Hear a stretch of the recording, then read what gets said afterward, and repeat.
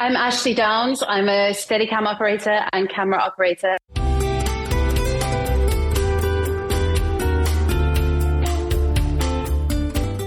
Hello, I'm Chris Stafford, and this is Art, the podcast where we get up close and personal with women from around the world of visual arts.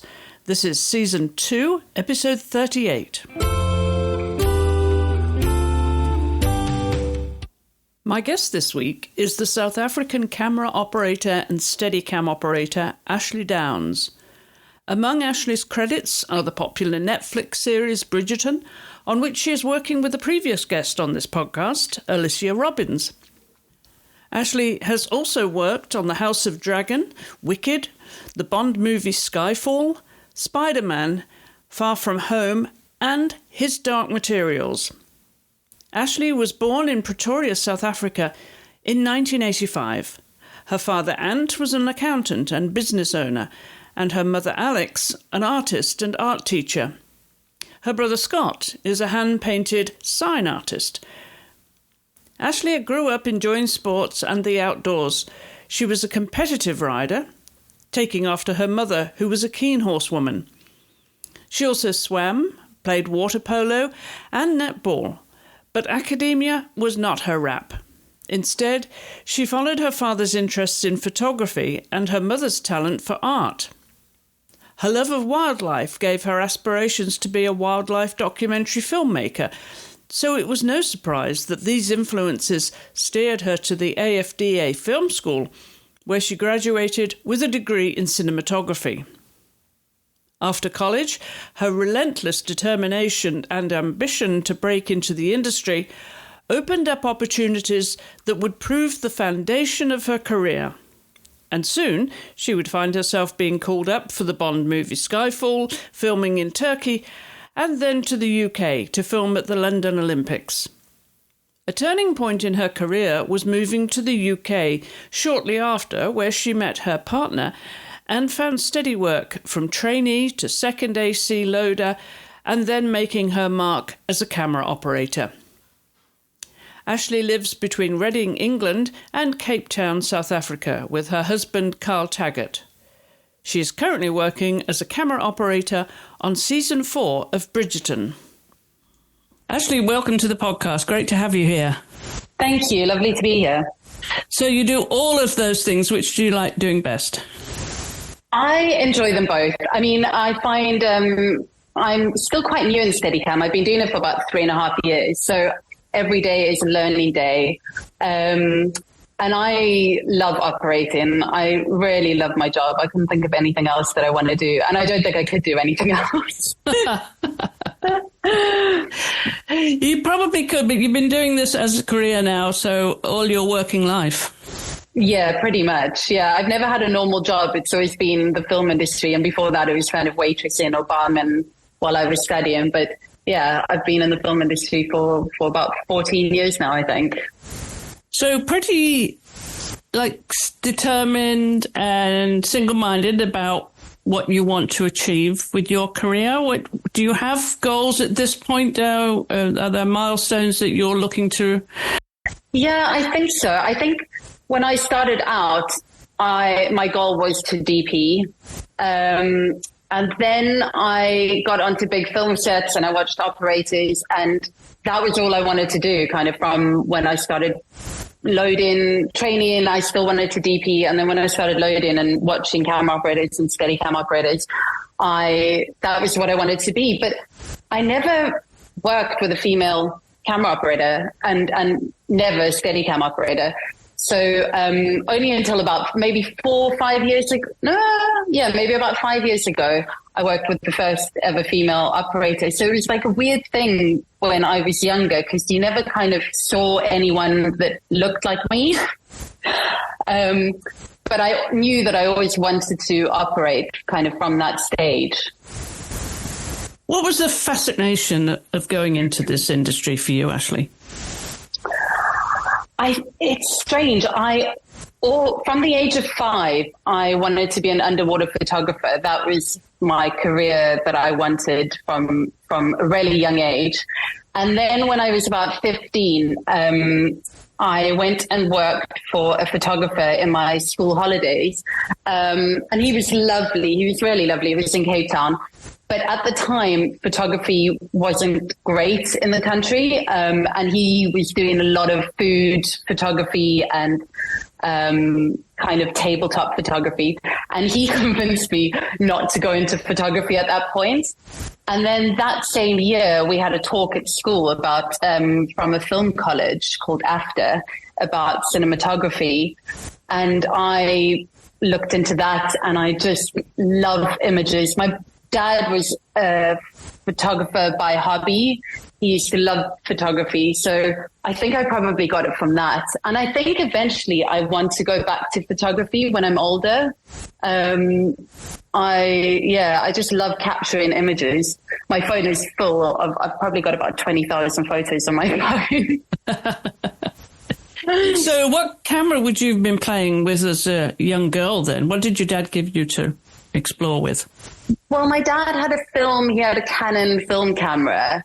And so I used to borrow that. And then when I got to, actually, when I was in high school, I was really bad at biology, but I had to take it as a subject. And so when I was about 14, I think, there was an art school and I took an extra subject, which was photography. And so that would take over, I still had to do biology, but it would take over my photography mark. It would take over my biology mark. And so I think that became a huge part of my life then. And my dad and my mom made a dark room downstairs in the house for me. So I developed my own photos and everything. Yeah.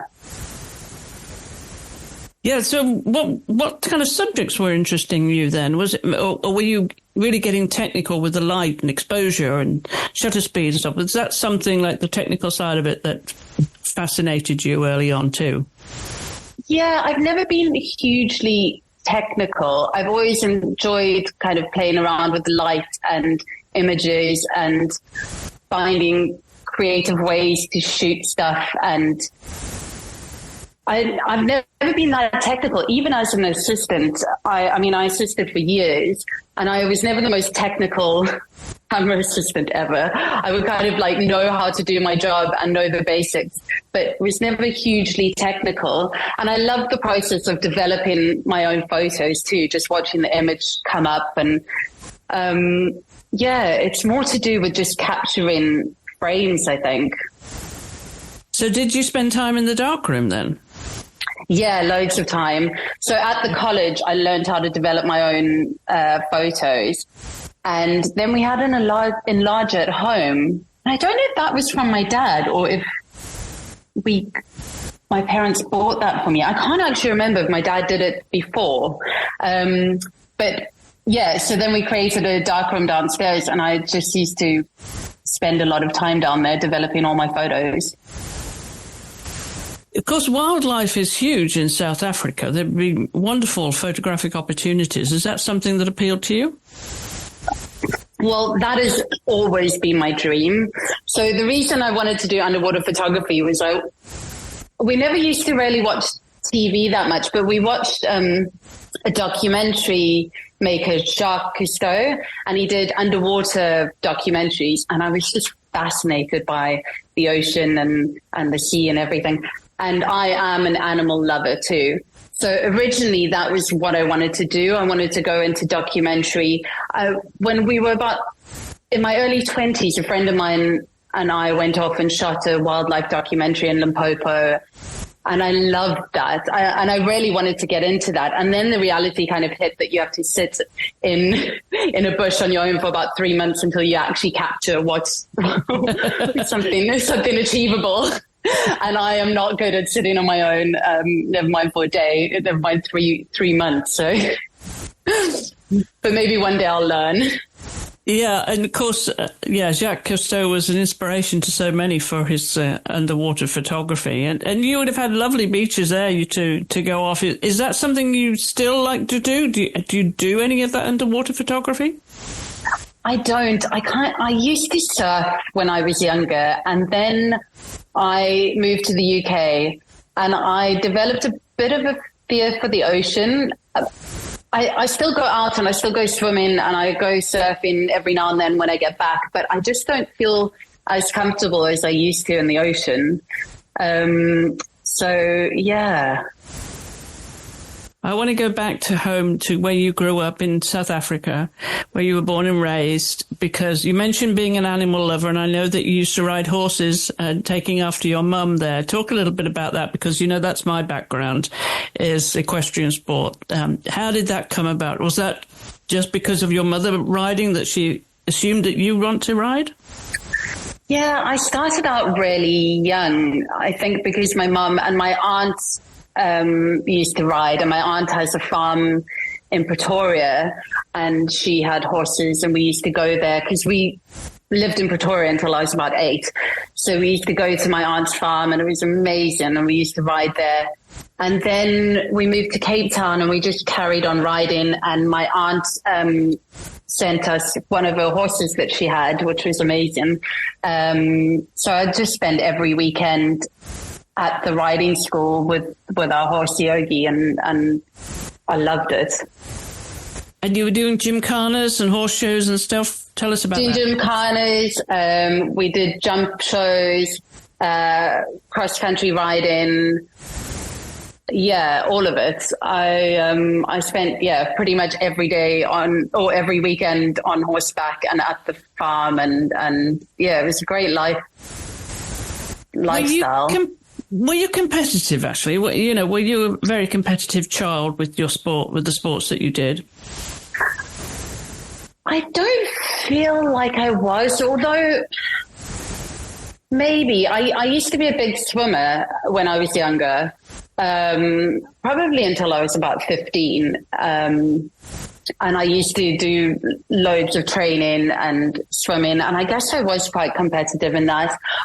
And horse riding, I remember doing all the competitions. I don't remember trying to be the best, but maybe I was a bit competitive. What did you go to school for? What was your main interests academically? Oh, academically. I mean, art was always a huge thing. I was never hugely academic. I would get, when I was younger, I was good at maths, but I was never a huge academic. I was mainly kind of art and photography and sport. And I think probably more sport I went to school for. I really enjoyed my sport. What else did you do? Field hockey? I did water polo, which I really, really loved. I did a bit of netball, but mainly it was swimming, water polo and horse riding. How about cricket? No, there was never a girls' cricket team or girls' football team.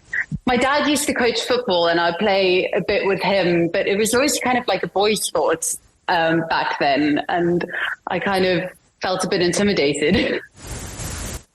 Well, it sounds like you had plenty going on when it comes to sports. So I want to talk about your parents, your mum, Alex, and your dad, as you say, was he was an accountant, business owner, but a keen photographer as well. What are your fondest memories of the kind of activities you did with each of your parents? Well, I grew up in a very kind of hippie home, I guess you would call it. I didn't really think it was different until I grew older, I think, and realized how other people's childhoods were. But it was like a very magical upbringing. My mom used to, if it was a really lovely day off, we lived by the beach for a while. And she would just tell my brother and me that we're taking the day off school so we could go to the beach. We did a lot of outdoors. My dad's like an avid gardener and loves the outdoors. So we used to spend time on the beach and climbing the rocks. And yeah, it was great. It was really lucky. It was a really magical childhood. My mom is an art teacher, so she was very artistic. And my dad was an accountant, and he was the boss of a really big company. And when I was 15, I think, or 16, they wanted to transfer him to Durban, and none of us wanted to move from Cape Town. And my dad didn't want to move either. So he retired at the age of 50. And then he started his own business, which was basically, he became an ice cream salesman. But he was so happy. He grew his hair long. He was wearing shorts and T-shirts. He would kind of have his own hours of work. And I think it was at that stage that was quite a big reason that I went into cinematography, because I just saw my dad working really hard and long hours and not really enjoying the job, just doing it to earn the money and get by. And then all of a sudden at 50, he kind of started this new career and loved it. And I just thought, why do I have to do a job that I don't enjoy for years and years and years, just to kind of end up where I want to be? So that was a huge influence on me. And actually, my mom wanted me and my brother to join the circus. That was her dream for us, to either become a magician, join a band, or join a circus. So we've let her down. Yes. Yeah. Well, as you say, there's time for a second career, Ashlea. Yeah, very true. Although the film industry is the closest thing you could get to a circus, I think. Well said. Well said. Your brother Scott, is he younger or older? Where do you fit in? He's older. He's 2 years older than me. So we grew up, I think when we were going through, when he was in his teenage phase, I was like an annoying younger sibling, but now we are best of friends. And he's a hand painted sign artist. He went into graphic design when he left school, and he was always a really big graffiti artist. And he did web design for a few years and just kind of also found it boring. And then he started doing hand painted signs, and there weren't many other people who did it in Cape Town, and his career's just taken off, and it's incredible, and he loves it too. What kind of art does your mum do?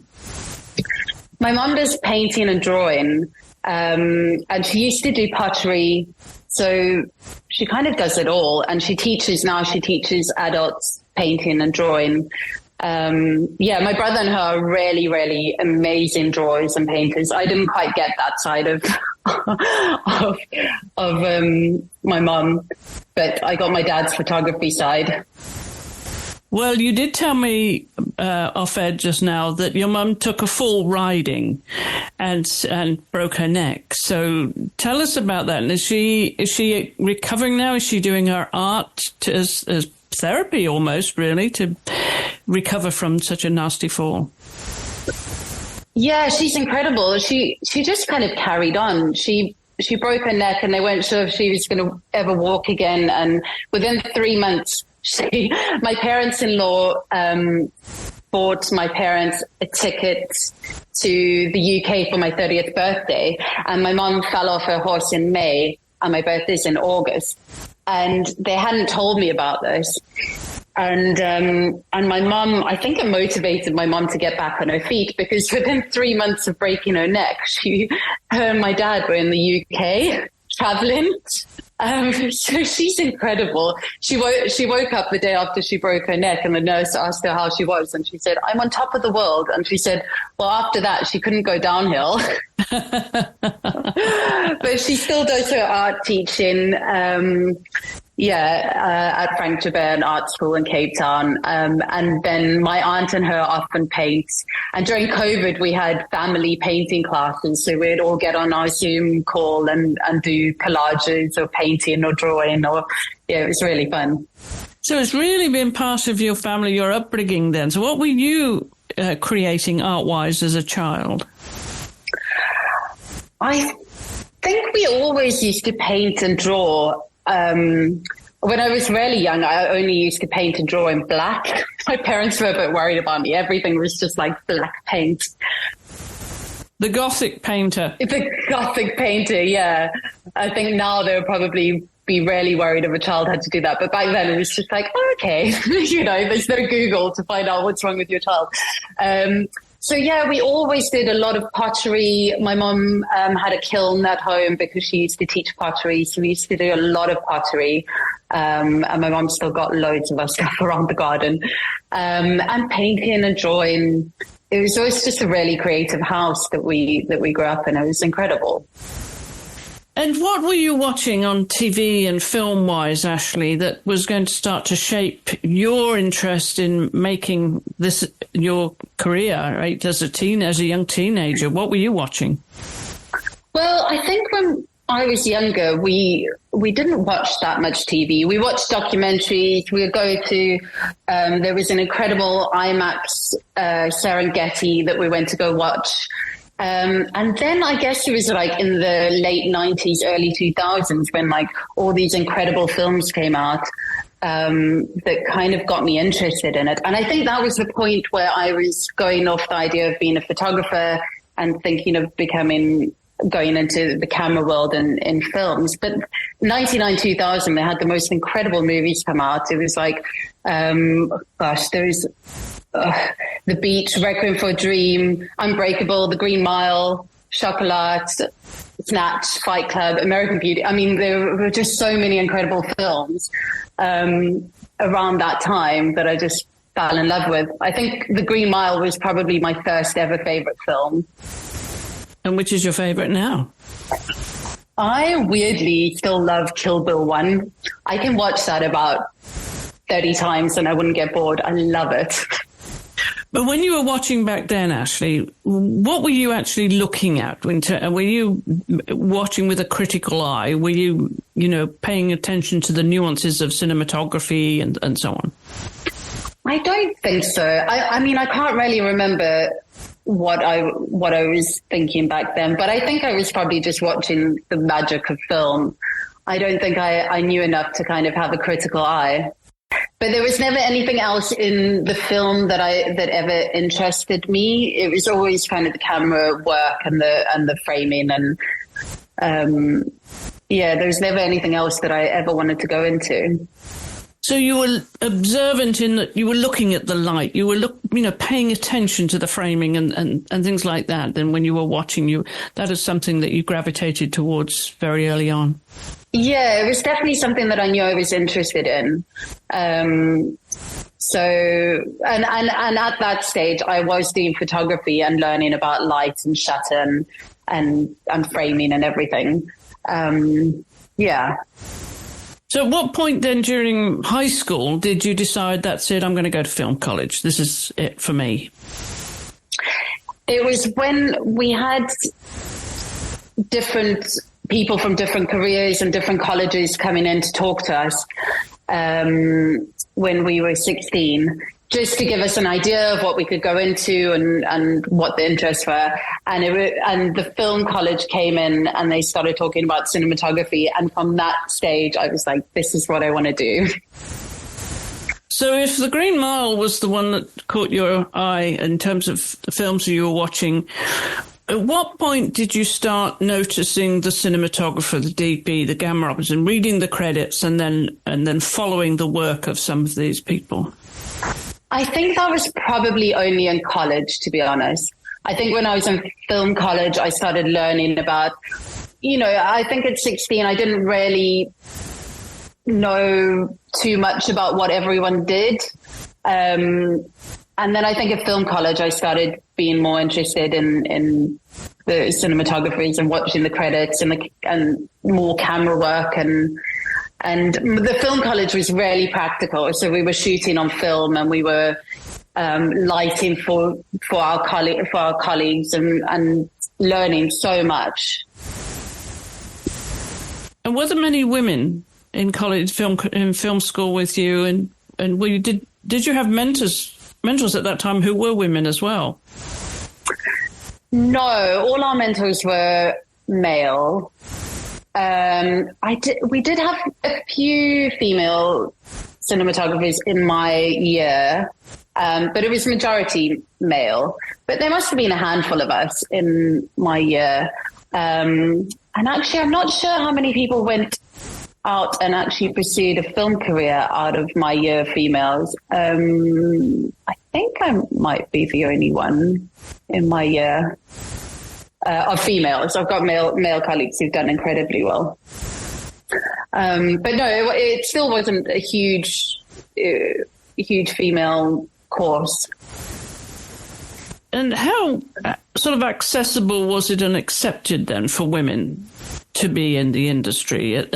When you were graduating from film school, starting to get into the industry yourself, were doors opening for you in South Africa? I was really lucky or really persistent. There was a production that came to Cape Town. So I left film college and I shot documentaries and commercials for about 2 years after film college. And then I got to a point where I didn't really know what I was doing. I didn't have anything more to learn for myself. And I thought, okay, I'm going to go join the film industry for 2 years and I'll learn from the best. And then I'll go back and start shooting again. And so a film called Safe House was coming to town with Denzel Washington and Ryan Reynolds. And I got hold of production's number somehow, and I phoned them for a month and a half every day. And the production manager was like, no, we've got a trainee. Thank you for your call. And about a week before the job started, I literally called him every day for a month and a half. And he said, come in, bring your CV, we'll have a meeting. So I went in and he was like, wow, you're really persistent. And I was like, yeah, this is what I really want. And they created a second trainee position for me. And he basically said to me, you've got a week to prove yourself. If the crew are happy with you, you can stay. So I came in. I mean, now I wouldn't phone production for a month and a half every day because I realized it's not what you should do. But back then I had no clue. I was in my early 20s and I knew that this is what I wanted to do. And it was incredible. The job was on 35mm film, and I had a trainee called Simone, and her and I got on really well. And I ended up being the trainee for a British team that had come over. We had a local crew and a British crew, and I ended up training for them and ended up getting on really well with the team. And then about a year later, I'd done a few more films in Cape Town. I got a call and they asked me to go to Turkey for a James Bond film called Skyfall and to join their crew there. And my mind was blown at that stage. I was like, oh my God, yeah. So I flew over to Turkey and joined the English crew that I'd worked with over there. And then from there, I flew to the UK to drop off kit. And I'd met an amazing DP who got me on a job on the Olympics. And then I'd met a loader at the time who got me onto another film. And then I went back to Cape Town and I thought, okay, I've done the UK. I'm going to go to Cape Town and start shooting again. And I got a phone call from a loader I'd worked with to come over and do another job. So I came over to the UK to do that. And I kind of packed a bag for 3 months and then met my now husband, Carl, and ended up staying. And that was about 12 years ago, I think. Which Olympics? Was that the London Olympics? Yeah, the London Olympics. Yeah, it was incredible. What did you do? That must have been fun for you, though, being a sports lover. It was really fun. I was kind of running around with batteries and doing trainee work, but I got to watch all the incredible performers. So it was really, really cool.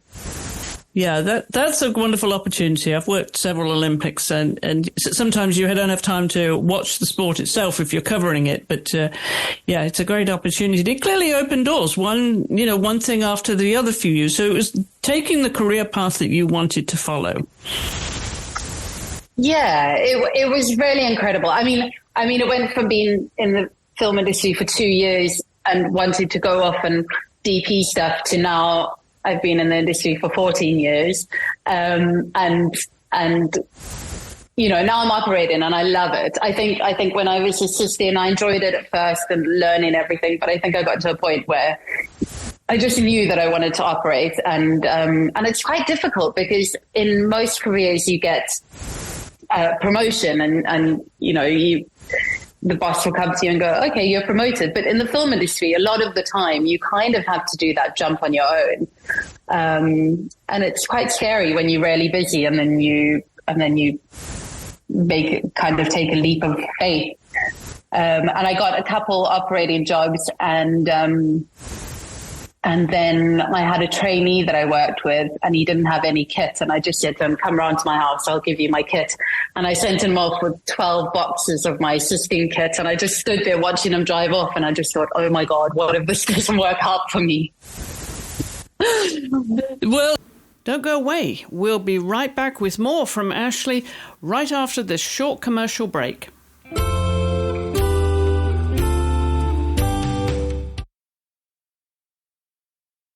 For sure, at the start of your career, and obviously dedicated and professional in every way, but what would be the traits that your friends would say about you, or Ashlea is what?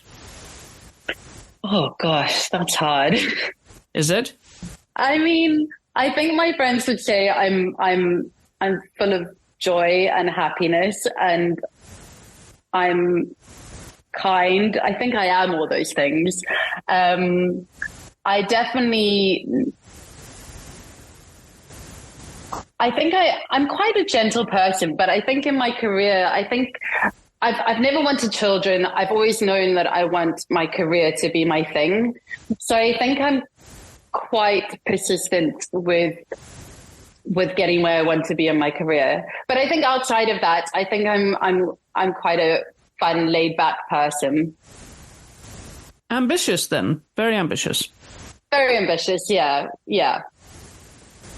And nowadays, then, who do you look up to in terms of the women that are in the business? There are so many more, and I know you've named some well-known cinematographers who are women, who are some of your favourite female artists in the visual arts. Talk a little bit about them and why they inspire you. I think for so long, it's difficult because there haven't been female DPs that you get to work with every day, or female operators that you get to work with every day. So when you watch a film and you're like, wow, and it's a female DP, it's incredible. I don't know how to say it, like without sounding patronizing, it's an incredible achievement, you know, like Charlotte Bruce Christensen, she did Fences, which was just the most incredibly lit and beautifully shot film, I think. One of the most beautiful films that I've ever watched. And it's great to be able to see someone that you can relate to in that world.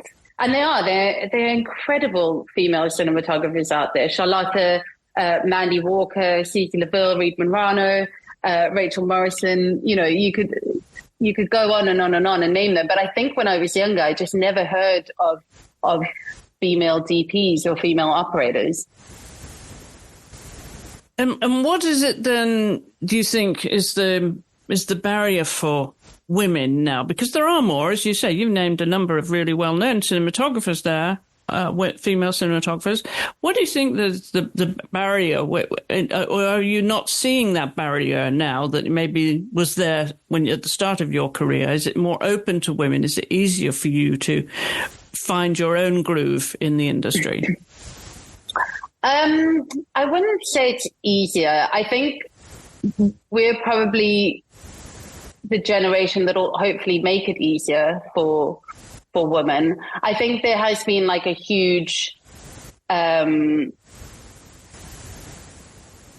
definitely been a change. There's definitely still a lot of misogyny. You know, you go onto set a lot of the time, and I think it's also just built into us that like you don't feel accepted all the time. I mean, as an assistant, I would always be the only female assistant on a job for a long time. And now there are a lot more, which is lovely, and to have that and develop friendships. But there's definitely still misogyny, and there's definitely still a bit of, oh, well, you got the job because you're female, because of the whole Me Too movement and wanting equality in the film industry. So I do think that females have to prove themselves more than men. But yeah, it's definitely changing 100%. I mean, I've been really lucky. I've got a group of female operators that we've connected to each other in the past kind of 3-4 years. And without them, it would be a lot harder. They are incredible. And we just support each other and help each other. And we have a group where we can bounce off each other and tell each other what's happened. So we can, I think it's a lot of unlearning too. It's unlearning that we don't belong here, or the imposter syndrome, or trying not to take offense because we're female. It's a really difficult kind of barrier to get through, but yeah, it's definitely changing. You mentioned some of the milestones at the start of your career, how you got some early breaks there. Talk about what would be considered really career-changing milestones for you, Ashlea, because I'm sure there are young women listening to this and thinking, okay, well, what is significant? What mattered the most in terms of, getting the gigs that have shaped your career and shaped the direction you're going now?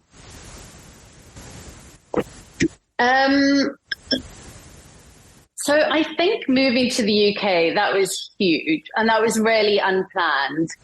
And I think I was really lucky with the people that I met and that we just got on, because a lot of the film industry is getting on with people. I think that was a huge milestone coming to the UK. I think I decided after I'd been a second AC and a loader for years and years and years, and there was a direction of either going focus pulling or operating. And I did a bit of focus pulling. I worked for the Helicopter Girls, who are an amazing drone company over here. And I did a bit of focusing for them, which isn't anything huge. It's kind of infinity to short infinity. And I did a bit of step-up days as focusing. And I got to a point and I was like, well, I'm either going to spend 4 years trying to become a focus puller and get to where I need to be. And I really don't want to focus pull. I think it's an incredible job, but I'm just not, my brain isn't technically kind of focus pulling. And I thought, okay, well, I'll give myself 4 years to try and get in as an operator and try and start getting work. And then it'll give me more time to develop my skill. And I was really lucky at the time that I stepped into operating. It was after COVID, and the industry was just huge and booming, and there were so many jobs. And I got a phone call from a DP called David Johnson, and he said to me, he got my name from an agent, RA agency, and he phoned me and he was like, "How are you doing?" And I was like, "Yeah." I said, "Look, I just want to be totally honest. I'm really green." And he said, "Well, are you keen?" And I said, "Yes." I said, "This is all I want to do." And he got me onto a project called His Dark Materials for 2 weeks to cover the BCAM up. And I just got on really well with the crew, and everyone was happy. And I got a phone call back to do the following 2 blocks. So I stayed on from there. And then after that, I got into House of the Dragon with Catherine Goldschmidt, who's an incredible DP. She's amazing. And then I had an interview with Alicia Robbins for Bridgerton. She's another incredible DP. And then through Catherine, I met Alice Brooks, who's amazing. She just shot Wicked. And from there, it just kind of spiraled. And yeah, I've been really lucky. And this really is a case of women uplifting women, isn't it? A lot of it, yeah. There's a lot of that, which is amazing. There are a lot of female DPs who want to get women onto their jobs. Yeah, it's amazing. There's a lot of support. There's a lot of support from the women. And you mentioned there, Alicia Robbins, of course, has been a guest on the show and introduced me to you. Yeah. Nominated you for this podcast. So I think there's a lot of love going on there between you two. I love her. She's amazing. And you're working together on Bridgerton, which is about to start shooting again in September. So That's quite a commitment for you too. That is like, regular gig then for several months. And what is to you the most fun, challenging part of being on something as secure as this is? This is going to be a bread and butter shoot, right? It definitely will. And it's such a lovely job. I mean, you go on to jobs that are just awful and you don't feel welcome. And, the thing is they last for a few months or a few weeks and then you're off them. So it's fine. But Bridgerton is one of the most beautiful jobs. The cast are lovely. The crew are lovely. All the adults are lovely. The DPs, directors. It's just such a lovely, lovely crew. And I'm really looking forward to it. When you're not working, though, what films are you looking at now? What are you watching on TV? What are the things, apart from the wildlife and probably the underwater stuff as well? What are you itching about now? What excites you? I love documentaries. I love wildlife documentaries. That's kind of my number one. And I am secretly, or not so secretly, I love crime documentaries, which is awful. But I do love crime documentaries. And then,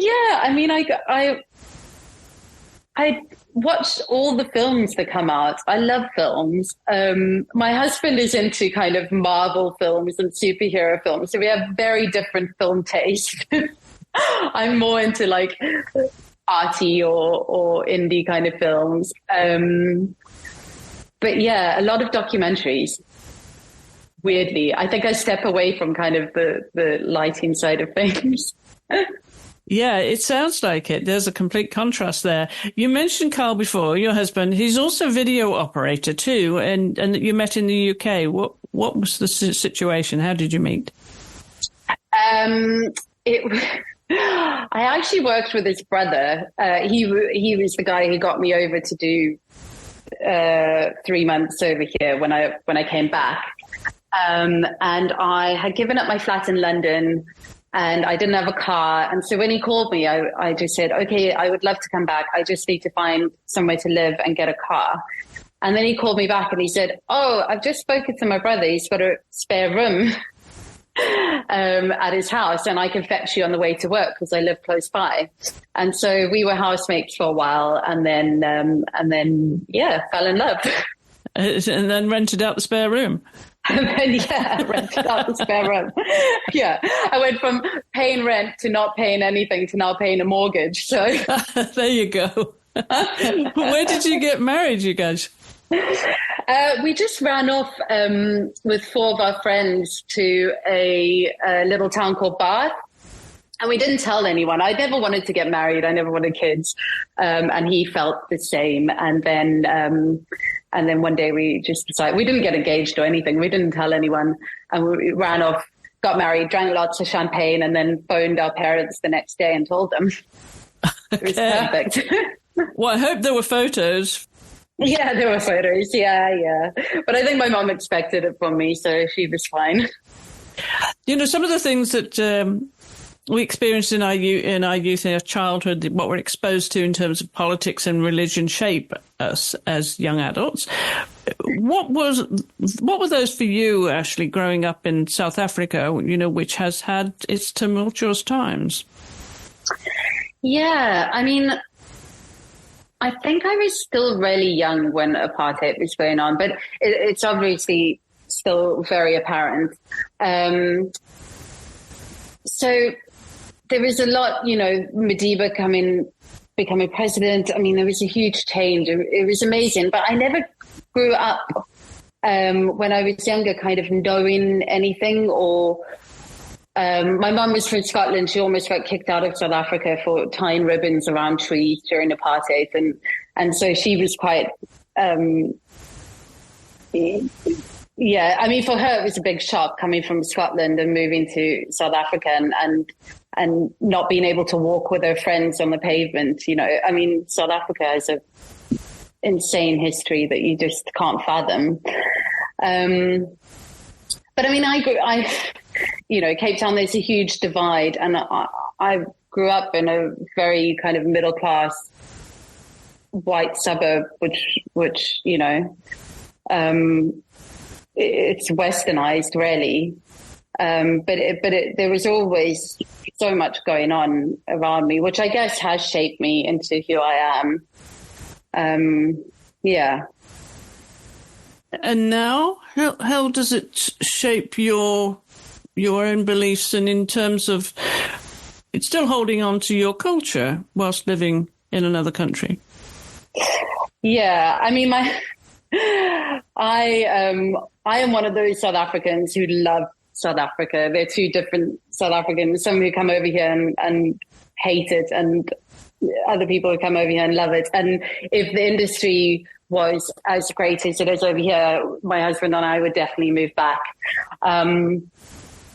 So yeah, I mean, I still consider myself South African. I love African music. It's, one of my favorite bands is Mango Groove. It's an African band.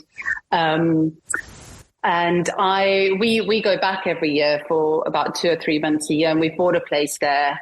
And my heart is definitely still in Africa. I'm definitely an African baby. Although I did a DNA test, and I think my husband did it to prove that he was more foreign than I am, and I'm 95% Norfolk. So,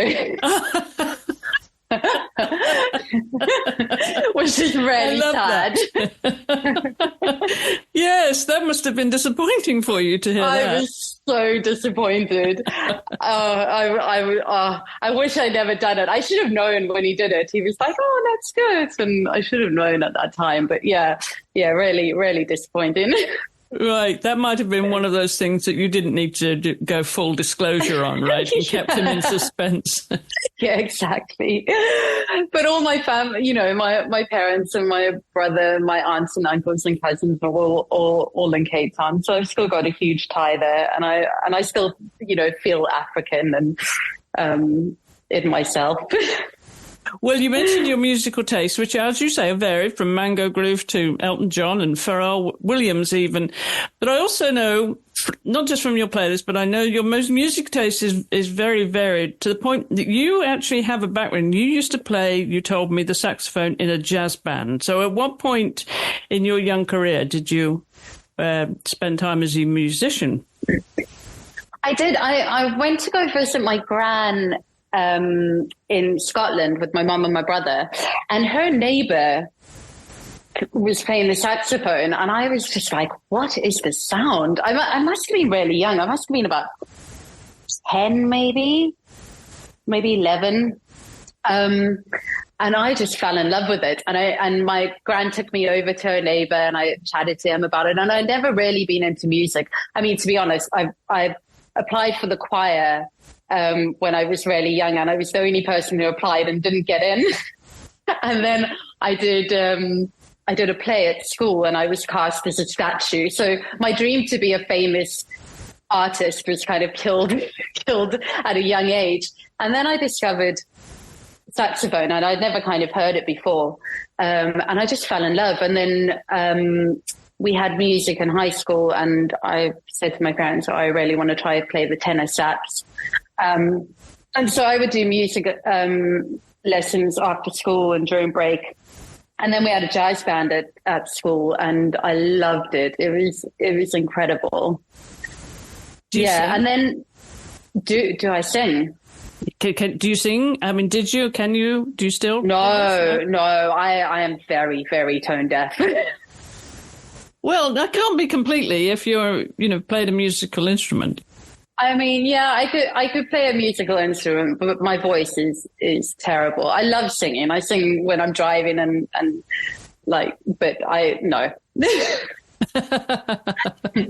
All right, we're not going to get you out from the shadows then and be performing anytime soon. No, you wouldn't want that. No karaoke? Karaoke I did enjoy in my early 20s, but it would be after a few shots of tequila. Okay, what's your favorite karaoke song? Oh, it used to be These Boots Are Made for Walking. Okay. And I don't know why. I have no clue why it was, but that became my karaoke song. All right. How about Rhinestone Cowboy? I can imagine that might be in your card. Yeah, I could give that one a go next time. right. Well, we know if you're going to party, then we need to take you to karaoke bar. Yeah, with tequila. Okay. Drink is essential. Yeah, for sure. In terms of literature and poetry, I'm always curious about what people are reading as well. Are you a big reader, Ashlea? I am. I love reading. But again, I have like a weird obsession with crime. So a lot of my stories are all kind of serial killer crime based. Okay, what does this tell us, Ashlea? Yeah, I don't know. I went through a stage where I was listening to crime podcasts, reading a crime book and watching crime documentaries. And I kind of got to a point and I was like, I think this is probably too much. But yeah, a lot of crime stories. And I don't know if I get that from my dad, because my dad only reads crime. But yeah, a lot of crime. And do you listen to podcasts now that are not crime related? I do. I listen to a lot of kind of film podcasts. There's a cinematographer, which is incredible. And then there's Walking Backwards, which is all about Steadicam. So mainly film podcasts now. Girls on Film. Girls on Film, yeah. Yeah. I'm curious, you're not technically minded, but AI, of course, is right front and center of our lives now. Does that come into focus, no pun intended, in your industry? I mean, it's pretty petrifying because it could take over our entire industry. And, look at how much tech's been developed since I kind of left high school. And you just think, well, if that amount has happened in 20 years, then the next 20 years, AI will definitely take over. I don't think it's going to be that soon. I think people are really worried about it, but I'm hoping it doesn't happen that soon. But, you have to roll with the punches, and if it's going to change, it's going to change. Yeah, and that is, of course, as I say, it's front and center, and it's a concern for so many people, I think, in so many different walks of life, and we all have different feelings about it. So hopefully it doesn't impinge on you in your career in any way. It doesn't stop you being the camera operator you need to be. It's not going to be taken over anytime soon. Yeah, I hope not. I wouldn't know what else to do. I'd become a dog walker, which I would probably love.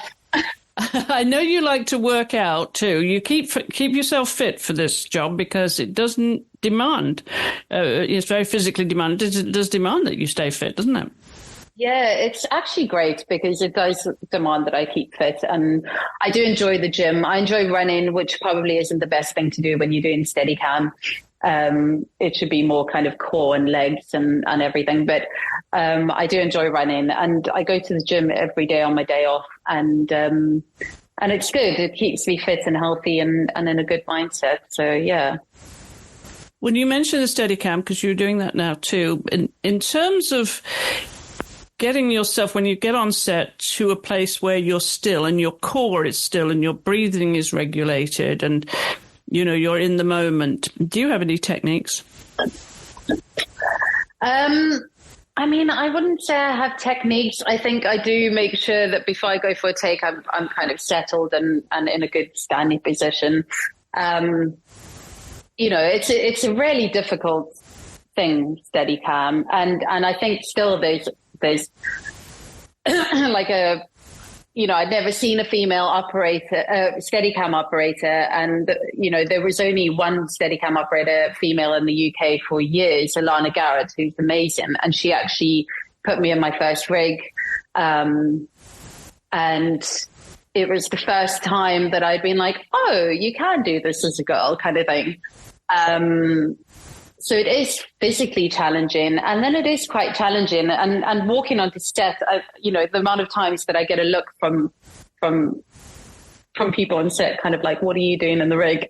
But that's slowly changing. There's now a handful of us over here that do it, and yeah, it's good. It's great because the younger generation get to see women in positions that they want to be in, which we never got to see.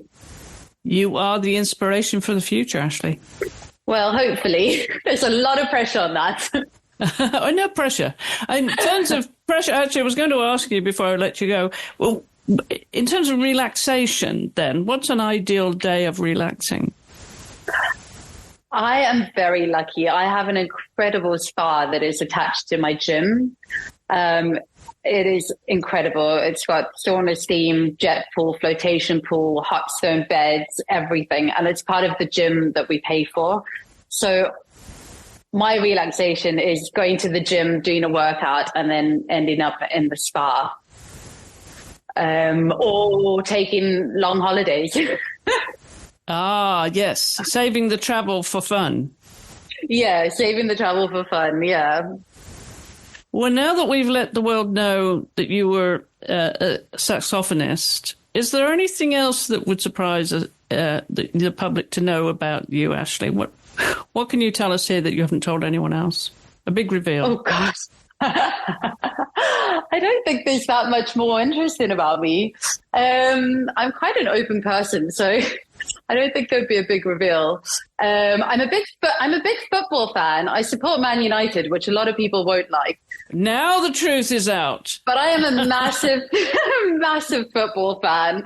And that I get from my dad too. I guess my parents have had a huge influence on my life. I get the football and photography from my mom, and the like hippie, magical, airy fairy love life from my mom. What are you supporting, the men or the women? I support both. Right answer. I love the women team. I started out obviously supporting the male team. My dad's been a Man United supporter since before I was born, so started off supporting the male team. But yeah, I'm big into the women team now. I think they even, better than the men. Can I say that? Yeah. There you go. Yeah, there's not too much drama with the women. The men make it so dramatic, don't they, with, inventing fouls and there's a lot of play acting with the men. Yeah, exactly, yeah. Well, Ashlea, it's been great to get to know you a little bit through this podcast and find out about, whose team you supported. The truth came out at the end that you're a Man United supporter, for those who are paying attention to that. There are some jobs that I probably won't get because of that. I was working with Zoe Goodwin-Stewart. She's an incredible ACAM operator. And she is a big Liverpool supporter. And I had to hide it from her the entire job. So hopefully she doesn't listen to this. Well, if she's listening, I hope she doesn't hold it against you and it won't cause any grief for you on set. Thank you. Or you could just cut the podcast short. Oh, we could do that. No, I'm not going to do that. But Ashlea, thank you so much for taking time to come on the show. It's been great to chat to you. Thank you. It's been really lovely, Chris. Thank you for having me. I'm Gretchen Worthen, and I have been a cinematographer for 20 years. I also started the Instagram account Lady Camera Guy, and I'm very excited to announce that I have expanded Lady Camera Guy into a website, which I am launching. And on that website, you will find links to resources, products, and helpful information. We're also starting a newsletter, and you can sign up for that newsletter on the ladycameraguy.com webpage by scrolling all the way to the bottom, type in your email address, and you will have signed up. Again, that web address is ladycameraguy.com. Feel free to follow us on Instagram at ladycameraguy. And please do drop your email in the address bar and sign up for our newsletter. And as always, you'll find more in the show notes. If you scroll down the episode, you'll find a link to Ashlea's IMDb profile as well as her Instagram account. And you'll also find our Instagram link there as well. So you can follow us and comment on Instagram. And you can also reach out to us via email if you prefer. That's hollowellstudios@gmail.com. My thanks again to Ashlea for joining me this week and to you for listening. I'll be back next week with the South African wildlife artist Ilse de Villiers, so I do hope you'll join me then.